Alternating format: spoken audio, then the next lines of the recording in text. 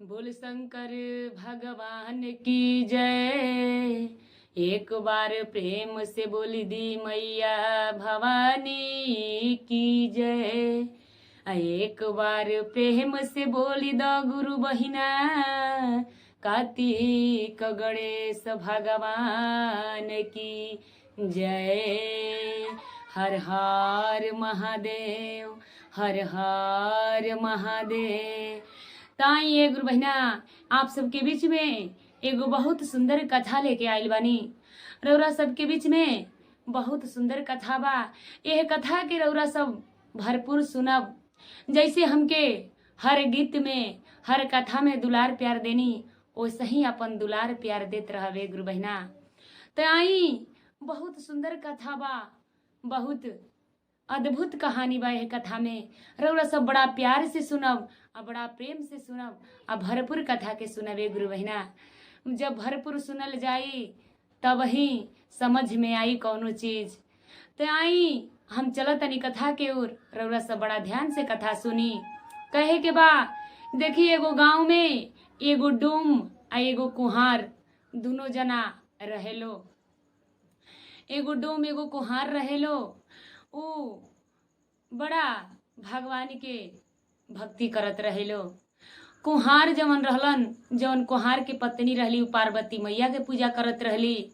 आ जवन डोम के पत्नी रहली उ भगवान शिव शंकर के पूजा करत रहली गुरु बहिना। तो देखी यही करते करते कुछ दिन बीतल।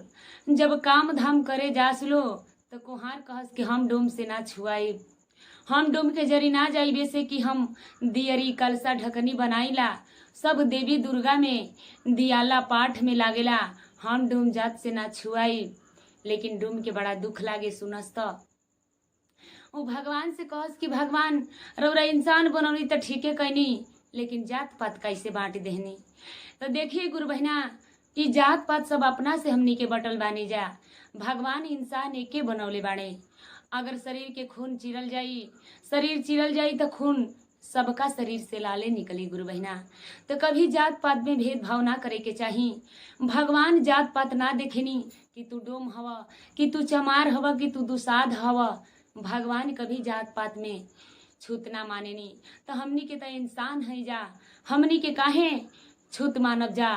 कहे के बा गुरु बहिना आई आगे कथा के कहानी बताओ तनी।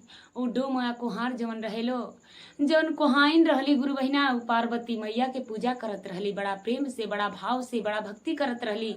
आ जवन डोम के पत्नी डोमिन रहली उ भगवान शिव शंकर के पूजा करत रहली।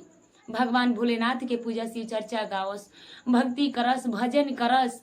लेकिन डोम सोचस अपना मन में कि आखिर उनकर पत्नी जब पार्वती मैया के पूजा करतारी तो हमरो तो पत्नी भगवान शिव शंकर के पूजा करतारी, तो हम उनका से काहे कम बानी, आखिर हमसे इतना छूत काहे मानल जाता। तो देखिए गुरु बहिना एक दिन के बात हो कि भगवान शिव शंकर जी पार्वती मैया से कहतनी हमनी के गुरु जी कि चलिए ना तनी अपना अपना भक्त के घर घूमी आई जा कि हमनी के भक्त के का हाल चाल बा। पार्वती मैया कहली कि तब बहुत अच्छा बात बा, रउरा चली। कहलन कि चला। जब पार्वती मैया भगवान भोलेनाथ जी आवतालो तब भगवान पार्वती मैया से पूछतनी कि ये देवी बताओ कि पहले तहरा भक्त के घरे चली जा कि अपना भक्त के घरे चली। लेकिन पार्वती जी कहतरी कि ना पहले हमरा भक्त के घरे चली कि देखी जाता हमार भक्त कितना अच्छा से हमार भोग लगौले बा, हमार प्रेम पा भाव से पूजा पाठ कैले बा। भगवान कहनी कि कौनो बात ना, पहले अपने भक्त के घरे चला। जब निसरात भइल गुरु बहिना तब बड़ा प्रेम से, बड़ा भाव से उ जवन कुहार के पत्नी कुहाइन बाड़ी बड़ा प्रेम से मैया के मूर्ति धई के पूजा पाठ कई के साफ सफियाना कई के खूब प्रेम से सुतल बाड़ी। निसरात भइल बा, भगवान आईनी तो देखनी पार्वती मैया से कहतनी कि अरे जाना अपना भक्त के घर घूमिला के आखिर तहार भक्त कैसे तहार पूजा पाठ कैले बा, ऐसन बात बा। भगवान कहनी कि जा कहली पार्वती जी की रौरा ठीक कहतानी, हमके तो अंदर जाही के परी। मैया जाके देखली तो बड़ा खुश भइली, बड़ा उनका दिल में खुशी भइल, बड़ा उत्साह भइल। कह तरी कि हमार तो भक्त बड़ा बढ़िया से पूजा कैले बा, बहुत प्रेम से हमके भोग लगौले बा, हमके हर सोलहो श्रृंगार चढ़ौले बा, बड़ी हमार दिल खुश हो गईल। कहनी भगवान की तो कुछ अपना मुंह से आशीर्वाद दे द। कोहाइन के कहनी की जा तहार अनहो से सनहो सोना चानी तहार भर जाई। ओजा से कही के मैया चल देहली। जब चल देहली तो भगवान भोलेनाथ से कहतरी कि सुन तनी अब चली रौरा भक्त के घरे चली जा कि राउर भक्त कितना बढ़िया से पूजा पाठ कैले बा, कितना बढ़िया से राउर भक्ति भजन कैले बा। कहनी भगवान की चला। जब भगवान ओह डोमिन के घरे गईनी गुरु बहिना, तो डोमिन जौन रहे कि मछली खाई के मछली बनौले रहली खैले रहली आ जेने के बर्तन उन्हें फेंक देले रहली, जेने के कुल जूठ काठ रहे उनिए रहे वो साफ सफियाना ना कैले रहली गुरु बहिना।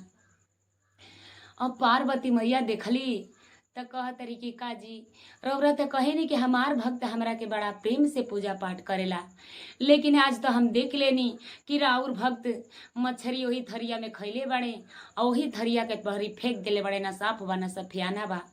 बताई अब हम एहिजा कैसन आशीर्वाद दी। कहनी भगवान की देखा जवन तह के बुझाई उहे दे दा। पार्वती मैया कह देली कि जा तू ऐसे ही तू खैबू आ जेने के बर्तन होने फेंकबू, तहरा कुछू से दर्शन ना होई। भगवान भोलेनाथ जी बड़ा चिंता में पड़नी। कहतनी कि अरे देख केहू के पहले ही गलती ना ठहरावल जाला, लेकिन देखी गुरु बहिना लोग कहेला कि रात के थरिया ना धोवे के चाही ना, रात के अपन किचन बर्तन साफ कई के ओकरा बाद सुतल जाला। रात में जरूर हमनी के अन्नपूर्णा माता हमनी के घरे फेरी लगावेली, उहे जब साफ सुथरा लौकी तब बहुत प्रेम से अपना दिल से आशीर्वाद दे के जइहे, आ उहे जब जूठ काठ लौकी तो अपना दिल से खराबो दुआ दे के जइहे। तो देखी अब जब सुबेर खा कोहाइन जागत तारी तो देख तारी कि हमार बाप रे घर में सोना चांदी धन संपत्ति सब भर गईल बा। आ जब डोमिन उठा तारी तो देख तारी कि बाप रे जौनो घर में अन्न पानी रहला उहो खत्म हो गईल बा। अब जाके अपना पतिदेव से पूछा तारी कि ये जीरात के केहू घरे आई रहला का? कहलन कि ना, तू तो अपन केवाड़ी चाचरा बन करके सुता रहलुआ तो घर में के आ गईल। आ तो देखी ना जौनो घर में खर्ची रहला आटा रहला चावल रहला दाल रहला उहो खत्म हो गईल बा। ओहिंगा करते करते ओह डोमिन के दिन बड़ा कठिन से गुजरे लागल। कहियो खर्ची मिले कहियो ना मिले, कहियो उपासी सूत कहियो पेट भरे। बेचारी अपन सूप डलिया बिनस बेचस, अपन जीविका के चलावस, अपना बच्चन के पालन करस गुरु बहिना। लेकिन देखी एक समय के बात था कि फिर भगवान भोलेनाथ जी कहनी कि देखा ना पार्वती फिर से हमारा एक खाली भक्त के घर घूमे के मन करता। पार्वती मैया बड़ा ठठा के हंसली, कह तरी कि अरे त चली एक खाली देखनी तरौरा विश्वास नहीं के हो तर चली हम त तैयारे बानी। भगवान त अंतर्यामी है गुरु बहिना, भगवान सब जानतानी कि हमरा दिल में काबा रौरा दिल में काबा, सबके दिल के पहचानतानी, सबके मन के देखतानी। आई भगवान कहनी कि चली जाए खाली तनी और ही अपना अपना भक्त के घर घूम लीजा, देख लीजा कि कुछ बदलाव आइल बा कि नहीं खे आइल। पार्वती मैया तैयार हो गईली, कहली कि चली हम तैयार बानी। गुरु बहिना जब आओ तलो तब पार्वती मैया कह तरी कि देखी ओह बारी के पहले हमरा भक्त के घरे रौरा गोई रहनी हा, लेकिन यह बारी के पहले अपना भक्त के घरे चली। तो आई गुरु बहिना एगो बीच में घटना घट जाता भगवान के आवे से पहले। जब गांव में भगवान सत्यनारायण के कथा होता तो डोम गोइल बड़ाना जाके सुनत तरन, तो कथा में वो सुनले बड़न कि अपना घर द्वार के साफ सफाई रखे के चाहिए, अपना घर द्वार में कभी जूठा बर्तन ना फेंके के चाहिए, कभी किचन के साफ रखे के चाहिए। वो आके अपना पत्नी से कहले बड़न कि देखा हमनी के दुख ऐसे ना उड़ाई, तू जौने बेरा खाना बनैहा सब कोई खाई साफ सफियाना करके तू सुती रही। अब ओह दिन से उ डोमिन ओहिंगा करत तारी जेंगा उनकर पति देव बतौले बाड़े। ओहिंगा करते करते जब भगवान आवतानी तो जब डोम के द्वार पर खड़ा होतानी तो पार्वती मैया से कहतनी कि अरे देवी चल अंदर घूम आवा। कहतरी कि अरे ना ना दादा हम ना जाई, हम ना जाई हे प्रभु जी, हमके मन जाए के कहीं हमार वही बेरी के दिल भरी गइल बा। भगवान कहनी कि अरे चल कुछ तो कुछ बदलाव भइल होई इतना दिन में। पार्वती मैया कहली कि अच्छे रउरा ना मानब तो चलते बानी। जब पार्वती मैया जात रही तो डोमिन बहुत बढ़िया से साफ सुथरा कई के बड़ा प्रेम से आपन किचन बर्तन साफ कई के आ भगवान भोलेनाथ के मूर्ति धई के भांग धतुर चढ़ाई के बड़ा बिंदास से सुतल बड़ी। जब मैया देखली तो कुछ देर सोचे लगली गुरु बहिना। जब सोचे लगली तनकी देर हो गई तब भगवान बोला तनी कि अरे देवी आखिर का करो तारू अभी तक। कहतरी कि प्रभु जी देखी ना राउर भक्त रउरा के बड़ा प्रेम से पूजा पाठ कैले बा, साफ सुथरा कई के रउरा पर भांग धतुर बेलपत्ता सब चढ़ैले बा। भगवान कहनी कि तो कुछ आशीर्वाद जरूर चाही, कुछ दे दा। डोमिन के कहली कि जा आज के बाद तू इतना ऊंचा हो जइबू, इतना तू रकम वाला हो जइबू कि कभी घटी ना। मैया देके आशीर्वाद गुरु बहिना वजह से चल देली। अब भगवान भोलेनाथ कहतनी कि चला अब हमरा भक्त के घरे चला घूमे आई जा। पार्वती मैया कहली कि रउरा ठीक कहतनी, अब चली हमरा भक्त के घरे चली जा। जब वो कोहाइन के द्वार पर पहुंचता लोग गुरु बहिना तो कोहाइन जौन बाड़ी कि बहुत सारा मुर्गा मुर्गी के बच्चा रखले बाड़ी, मुर्गा मुर्गी के बच्चा रखले बाड़ी। जब मुर्गा मुर्गी रखले बाड़ी तो जानते बानी गुरु बहिना वो पक्षी के जात कहीं आपन टटी करत रहेला लो। देख तरी कि भरे आगना मुर्गा मुर्गी छिटाइल बालो, जेने तेने फुहर भइल बा, पातर भइल बा। अब जाके देख तरी तो कुछ देर मैया हु जो ठहर गईली। भगवान बोले लगनी कि अरे पार्वती अभी तक ले का करत तारू। कह तरी कि प्रभु देखी ना जब पहला हली आई रहनी तो बड़ा प्रेम से हमार भोग लाग रहे, बड़ा प्रेम से हमार पूजा पाठ भई रहे, लेकिन अबरी के तो बहुत बेकार लौकता। भगवान कहनी कि का बेकार लौकता। तो कोहाइन देखी इतना धन संपत्ति बा तब वो भरे अगना मुर्गा मुर्गी रखले बाड़ी, हमके ये अच्छा नहीं लागत। भगवान कहने की देखो जाए तो कुछ ना कुछ तो आशीर्वाद तो तारा देवही के पड़ी जब घरे आइल बाड़ू। तो कहली कोहाइन के कि जा तू जीवन भर मुर्गे मुर्गी बकरा बकरी के पालन करी ह। अब जब सुबह भइल गुरु बहिना कोहाइन उठतारी तो उनका घर से सब धन संपत्ति हीरा जवाहरत कुछ नहीं खे। अपन अलमारी खोलतारी, अपन बाकस खोलतारी, लेकिन कुछ नहीं खे।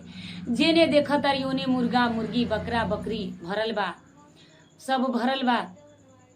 जब देखली तो कहतरी कि बाप रे बाप इतना हमार धन संपत्ति रहा, लेकिन ई कौन ई कैसन ऐसन आदमी आइल कि हमार सब उड़ा दिहल।